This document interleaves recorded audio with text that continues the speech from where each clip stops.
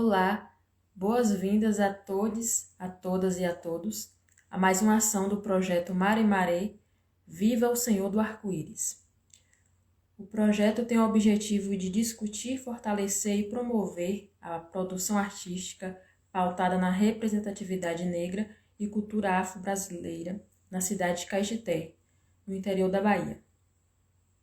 A iniciativa tem apoio financeiro do Estado da Bahia através da Secretaria de Cultura, Prêmio Cultura na Palma da Mão, via Lei Aldir Blanc, redirecionada pela Secretaria Especial da Cultura do Ministério do Turismo, Governo Federal. Hoje eu convido Naira Sacramento, que vai nos trazer uma fala sobre população e cultura afro-brasileira, o direito à visibilidade. Naira Sacramento tem magistério em Educação Infantil e nas séries iniciais do Ensino Fundamental 1. É graduada em Licenciatura em História pela Universidade do Estado da Bahia, UNEB Campus de Caetité. É mestranda no programa de pós-graduação em Ensino, Linguagem e Sociedade.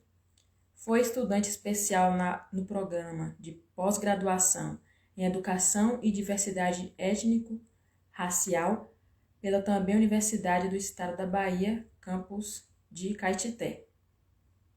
Seja bem-vinda, Naira Sacramento.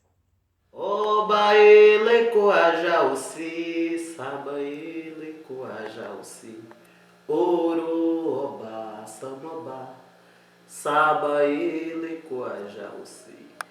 Eu gostaria nesse momento, de estar, antes da minha fala, estar pedindo licença aos meus ancestrais, à minha mãe Obá, a todos que me antecederam, para poder estar fazendo essa fala aqui no projeto de Amara Dourado, Maré Maré, viva o Senhor do Arco-Íris, Saudamos aí Oxumaré, Robobô, Agô, meu Mutumbá, e vamos lá.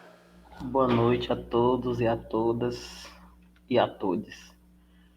Como já foi me apresentado aí, meu nome é Naira Sacramento, eu sou historiadora, e hoje a gente vai ter um diálogo sobre população e cultura brasileira, o direito de visibilidade.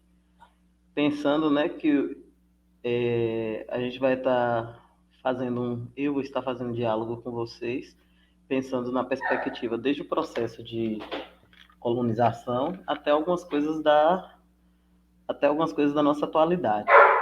Lembrando que é uma temporalidade muito extensa, para se dizer, mas a gente pincelou algumas coisas só para que tenha uma noção dessa necessidade de visibilizar a população afro-brasileira e pensar como é que foram criados, ao longo do tempo, os discursos que invisibilizaram a negritude aqui em nosso país. Pensar como essas pessoas foram obrigadas a sair de seus lugares, a deixar a sua cultura, a deixar as suas experiências, a deixar as suas vidas e chegar a um país.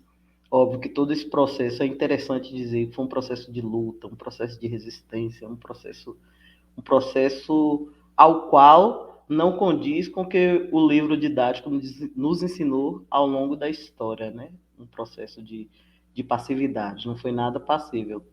Foi com guerra, foi com luta e foi com resistência. Esse primeiro momento, a gente vai estar dialogando aí, eu trouxe para a gente pensar a poesia, o poema, Conversa, do escritor Solano Trindade. Solano Trindade, ele vai dar para a gente, nesse poema, uma ideia, desse processo desumano, colonizador, ao qual foi submetida a negritude no Brasil. O nome do poema é Conversa, como eu acabei de dizer. E eu vou estar aqui lendo para a gente pensar. Eita, negro, quem foi que disse que a gente não é gente? Quem foi esse demente? Se tem olhos, não vê. Que foi que fizeste, mano, para tanto falar assim? plantei os canaviais do Nordeste. E tu, mano, o que fizeste? Eu plantei algodão nos campos do Sul, pros homens de sangue azul. Pagava o meu trabalho com surra de cipó-pau. Basta, mano, pra eu não chorar. E tu, Ana? Conta-me tua vida. Na senzala, no terreiro. Eu cantei embolada pra sinhá dormir. Fiz tranças nela pra sinhá sair. Tomando cachaça, servi de amor. Dancei no terreiro pra senhorzinho. Apanhei surras grandes, sem mal eu fazer. Eita, quanta coisa tu tens pra contar. Não conta mais nada pra eu não chorar. E tu, Manuel? Que andastes a fazer? Eu sempre fui malandro, ó tia Maria. Gostava de terreiro como ninguém. Subi para o morro, fiz sambas bonitos, conquistei as mulatas bonitas de lá. Eita, negro, quem foi que disse que a gente não é gente? Quem foi esse demente? Se tem olhos, não vê. Autor Solano Trindade. Antes de dar continuidade, né? Eu gostaria de estar agradecendo o projeto Mari Marê, Viva o Senhor do Arco-Íris, na pessoa de Amara Dourado, né? Que me convidou para a gente estar dialogando, fazendo essa fala aqui. E vamos continuar. Primeiro momento, a gente vai falar, né, sobre essa ideia de colonizador e colonizado, essa dicotomia que existe em nosso país. E para poder estar dialogando, eu trouxe algumas imagens e para além disso, essa fala ela se baseia em escritos de Kabengele Munanga, né, no livro Superando o Racismo na Escola, e o texto do... Eu esqueci o nome do autor, mas enfim, o texto é sobre a literatura brasileira. Processo de invisibilidade na literatura brasileira, do Domício Proença Filho. Esse processo de invisibilidade, eu trouxe aí nessa imagem para a gente pensar nessa perspectiva do que é visibilizado, do que é invisibilizado, né, em nossa sociedade. Então, na ideia de a gente tem aí o não reconhecimento, o insignificante, o imperceptível, a visão que ela não chega a ser alcançada. Por outra vertente, a gente vai ter a visibilidade, que é aquilo que se pode ver, o reconhecível, e a visão que pode ser alcançada. As bases históricas para a gente pensar essa invisibilidade. Pensando no processo do pós-abolição, a gente vai ter duas vertentes. Uma vertente que diz, né, agora está todo mundo livre, mas qual é a consequência disso? A gente vai ter a maioria da negritude no analfabetismo, né, que vai compor a maioria das pessoas que são analfabetas, são as pessoas negras, e o cidadão de segunda classe. O que seria isso? E a gente pode perceber que esse cidadão de segunda classe ainda se perpetua até a atualidade. Porque quando a gente traz as estatísticas, a gente percebe que a maioria da população, que ainda é uma população pobre, é a população preta. A população que ainda trabalha, que está aí na subalternidade, que está morrendo na pandemia, em sua maioria, é a população preta. Então é interessante a gente ratificar esses espaços, né, e dizer da importância de não estar ocupando somente esses espaços. E aí eu posso elencar vários outros fatores, né? Várias outras situações. A tiazinha do cafezinho, a pessoa que fica ali como o guarda.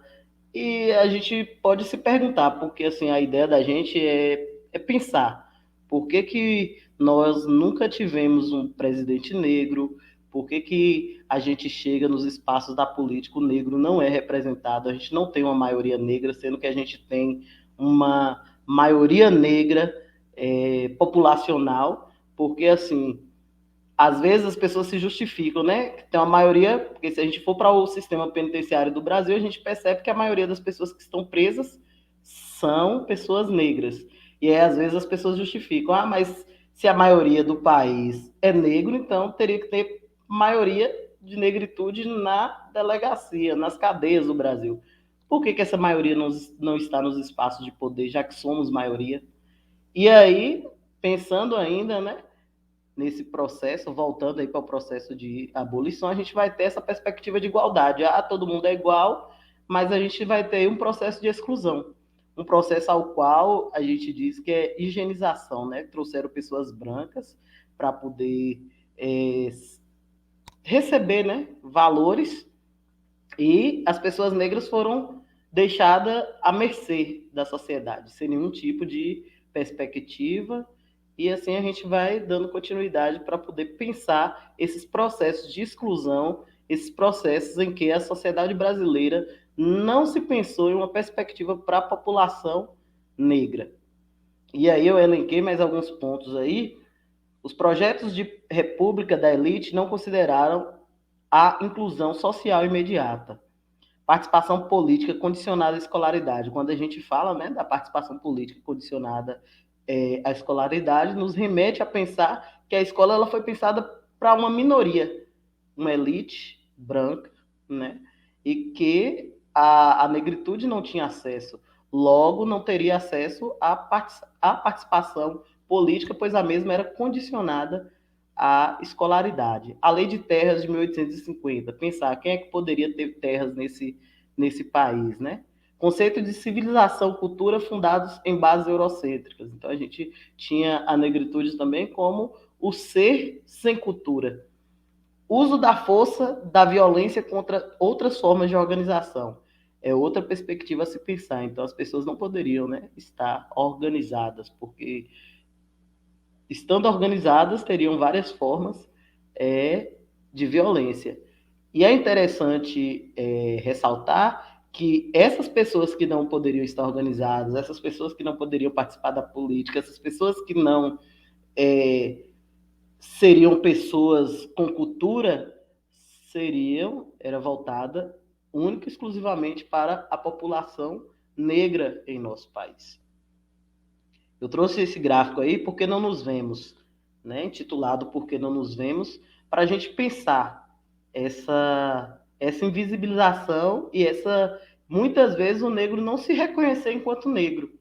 A gente tem aí um gráfico que é do último censo, que é de 2010, acho que agora em 2022, com certeza vai estar tendo outra atualização, né, de gráfico, mas vamos lá. A população que se considera amarela é uma população de 1,09%.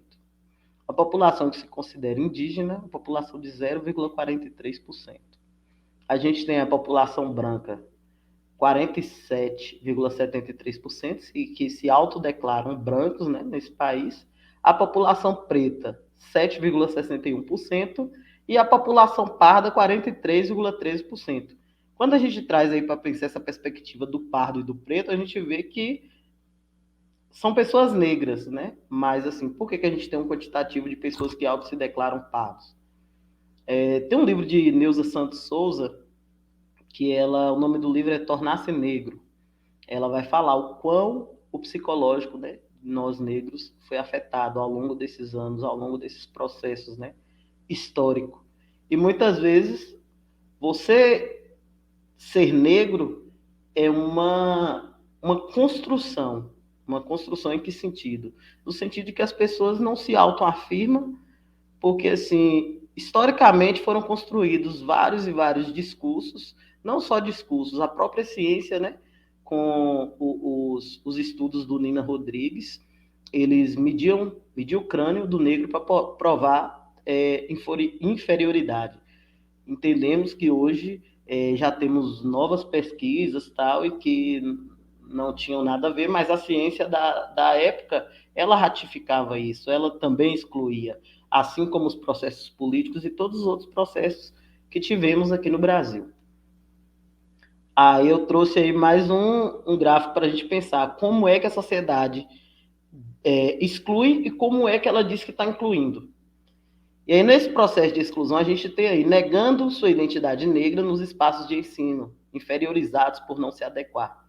Então, a gente percebe que por muito tempo, né, a historiografia trouxe o negro como escravizado. Então, assim, os livros didáticos, o currículo, a escola, não se pensou na negritude. Então, a gente tem aí, por outra vertente, o processo de inclusão. Ah, vai ser todo mundo igual e tá todo mundo incluso. Como é que é essa inclusão no país? Como cidadão brasileiro de segunda categoria, inserido em mercado de trabalho apenas braçal.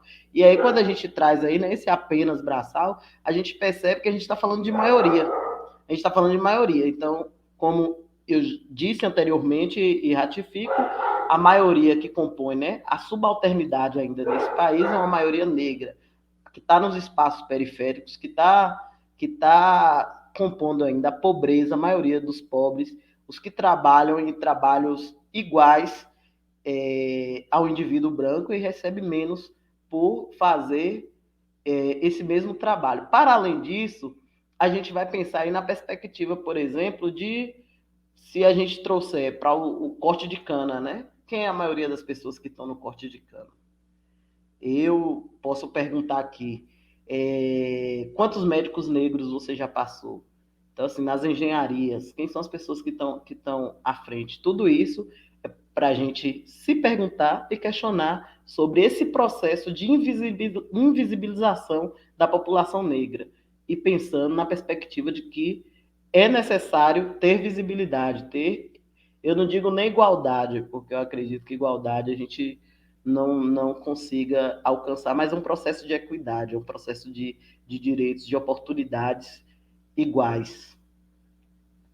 Continuando, como a sociedade brasileira tornou o negro invisível? E aí a gente ratifica a fala na escola, isso aí o próprio Kabengele Munanga, no livro, né, sobre racismo na escola, ele vai dizer, né, ele e a Neuza Santos Souza, na escola, no livro didático, no currículo, no imaginário social. E como é que são essas perspectivas? Não é a Neuza Santos Souza, não, o Kabengele Munanga.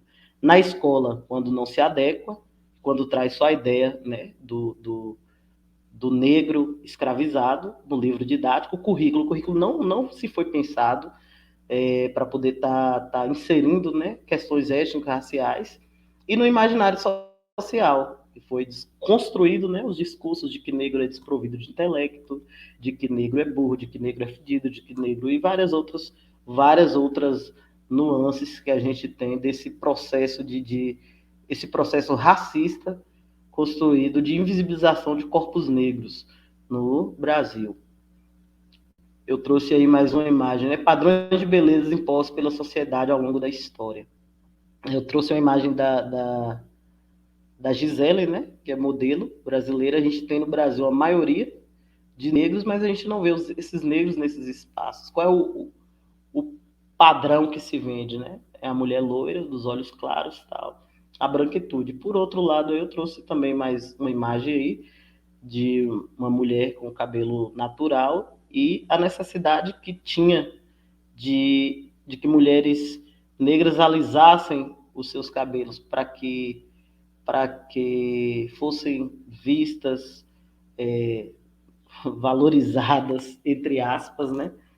Assim, a gente percebe e diz que não é nenhum problema alisar o cabelo, mas entender que você não precisa estar com o seu cabelo seguindo um padrão de branquitude, negando, né, a sua história, negando seus traços, a sua raiz, para poder dizer que é bonito ou coisas desse sentido. Dando continuidade, eu trouxe mais um quadro aí para a gente pensar. Negros na televisão brasileira, como é que a TV ela nos mostra, né?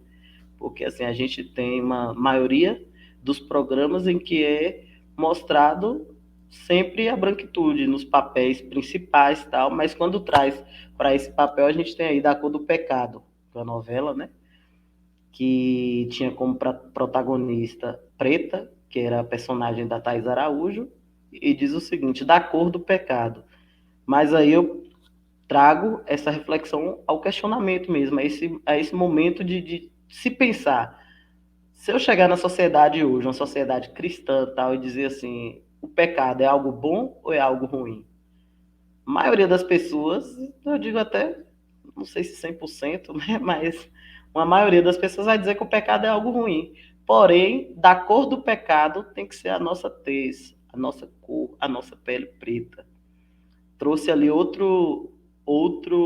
imagem, que é de um quadro do Zorra Total, né? Onde eles colocam o cabelo, duas mulheres, né? Dois personagens aí que são duas mulheres negras, colocam como duas mulheres negras, aí você pode perceber o nariz, né? Colocam o nariz achatado, aí o cabelo bagunçado. E os nossos traços são traços de resistência, não são traços de chacota.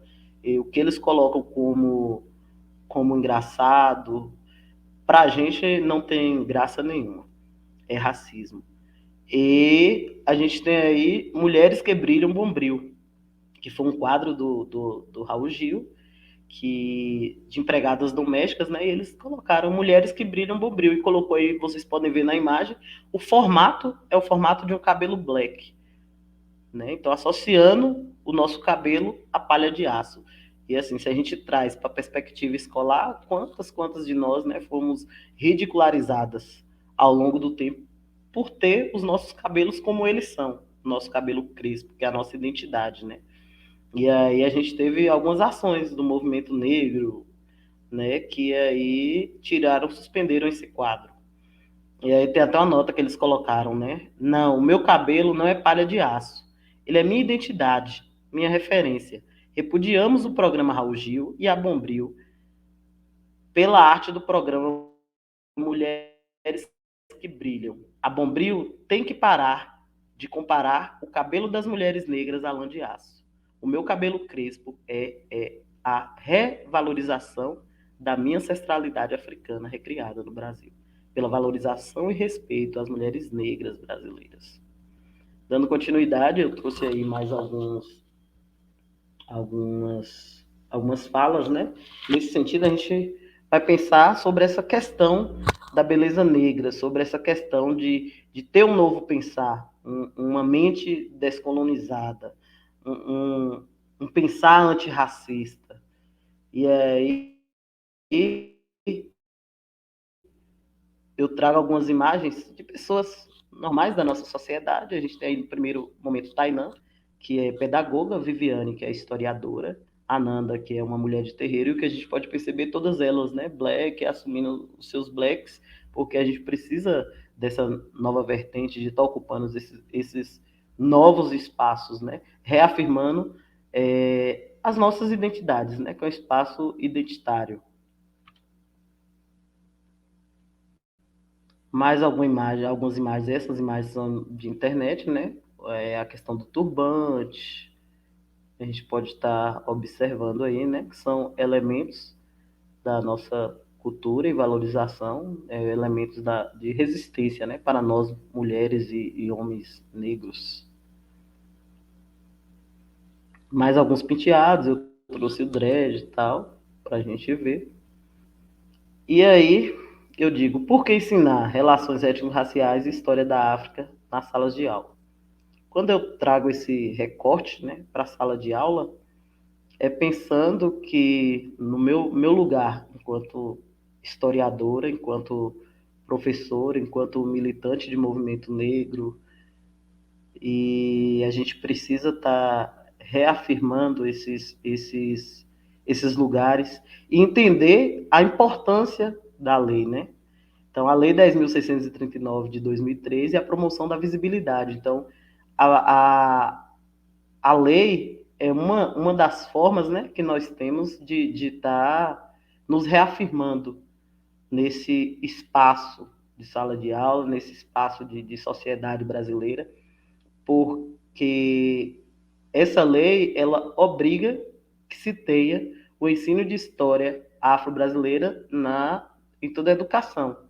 Mas assim, não é esse ensino que traz a perspectiva do escravizado. É uma nova perspectiva. É uma perspectiva de repensar essa história de que nos foi contada. Então, assim, eu elenquei alguns pontos, né? Reconhecimento do estado da desigualdade e da dívida social para com a população afrodescendente. A gente precisa entender que o Brasil ele tem uma dívida com a população negra. Então, assim, o Brasil não pode crescer, se desenvolver, sem resolver os problemas da maioria da população que não tem acesso a direitos básicos. E que direitos básicos? Direito à alimentação, direito à cultura, direito a lazer, direito a estar em determinados espaços sem ser morto pela polícia. E aí a gente traz vários outros exemplos, né? Porque se a gente vê, já foi falado, né? Sobre quem compõe a cadeia do Brasil, quem está chegando e sendo morto, seja pela pandemia, seja pela falta de alimento, seja pelo braço armado do Estado que chega na periferia, atira, mata e fica por isso mesmo. A organização do movimento negro consegue garantir reconhecimento de direitos e criar políticas públicas. Então, assim, a gente precisa da implementação de políticas públicas para que a população negra, para que nós tenhamos acessos igualitários, porque não dá para poder tratar como iguais quem ao longo da história foi tratado de forma diferente. Quais inquietações que a aplicabilidade da lei provoca? Generalizações como forma de abordar o conteúdo no livro didático, construção do imaginário social e mídia. Então, assim, algumas inquietações da aplicabilidade dessa lei. É uma nova forma de se pensar, é uma nova forma de abordagem. O livro didático não dá mais para poder trazer a ideia só de negro como escravizado e passivo, porque a história não foi essa, né? E foi nos contado isso. Aplicação da Lei 10.639 é possível? O que é possível para mim? Eu trouxe aí, né, um evento. Esse evento foi feito em Pajeú do Vento, é a escola que recebe a escola fundamental 2, e foi feito no ano de 2015. Esse evento chamava Maio Africano, e aí foi criado por mim junto com os alunos da escola, e a gente levou para a escola professores da universidade que trabalham com questões étnico-raciais, que o professor Edmar, que estava lá, né, fazendo uma fala com os meninos, Keu, que é ativista do movimento negro em Vitória da Conquista, a Nanda, que trabalha com palestras, com oficina de turbante.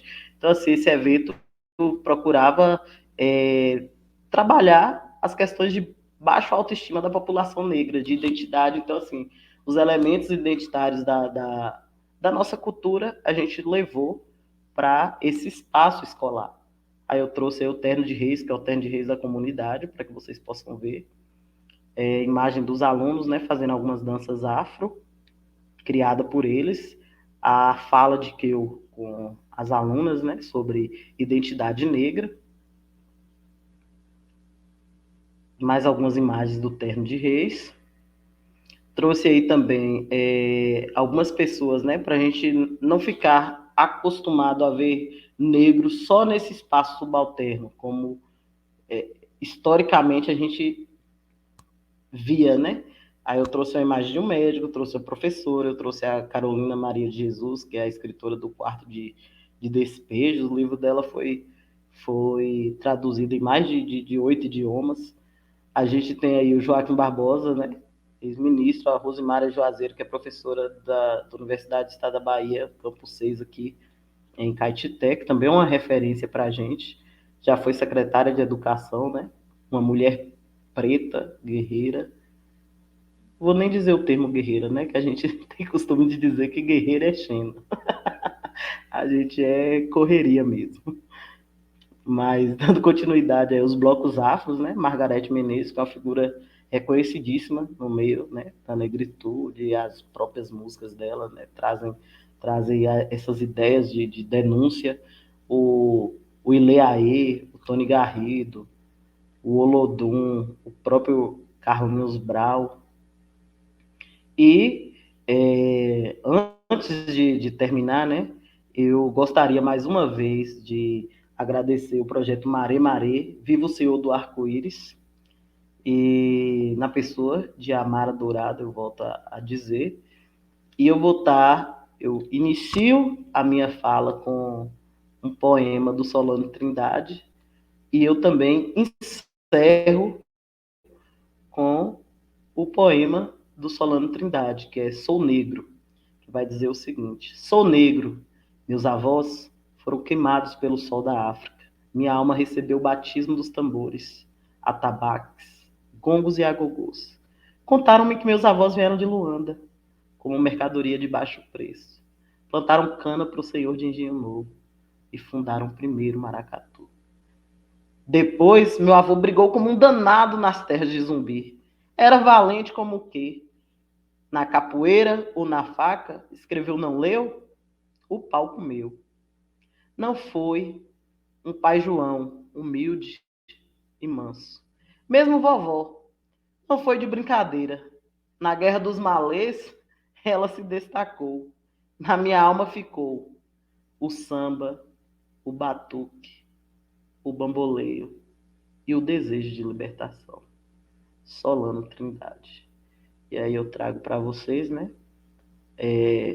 o meu referencial teórico, né, que eu disse no começo que eu me baseei no texto do Domício Proença Filho, A Trajetória do Negro na Literatura Brasileira, na própria Lei 10.639, de 9 de janeiro de 2003, né, que foi a implementação da lei, e Superando o Racismo na Escola, que é o livro do Kabengele Munanga. E é isso. Obrigada.